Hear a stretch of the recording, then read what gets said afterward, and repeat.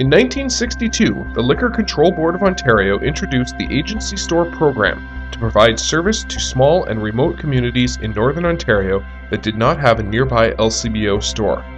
Under the program, the LCBO signs 5-year contracts with privately owned local grocery stores, general stores, and outfitters to sell wine, spirits, and beer in their retail establishments.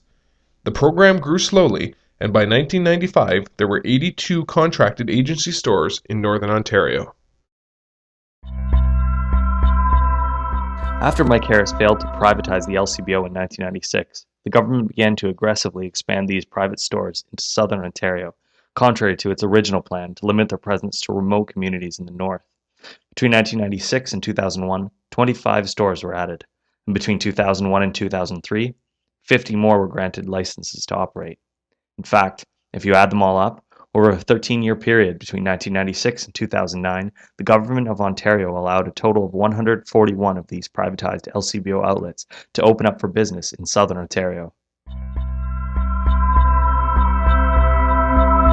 To the general public, these new agency stores are practically indistinguishable from real LCBO stores.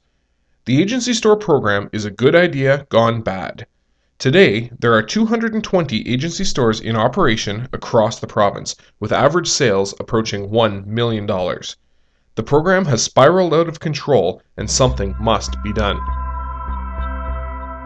In the last 7 years, the LCBO and the Government of Ontario will have privatized $1.15 billion in retail sales through the expansion of the private agency store program.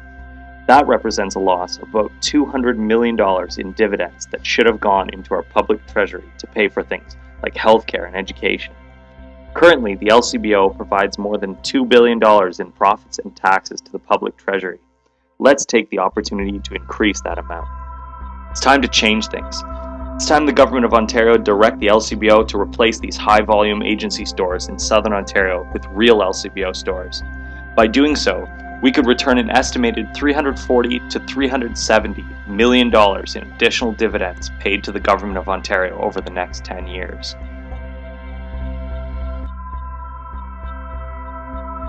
More publicly owned real LCBOs mean more consumer selection, friendly and professional service, and a commitment to keep alcohol out of the hands of underage youth through the enforcement of responsible sales. It's time the people of Ontario took back the hundreds of millions of dollars in sales and profits that are currently generated through privately owned stores.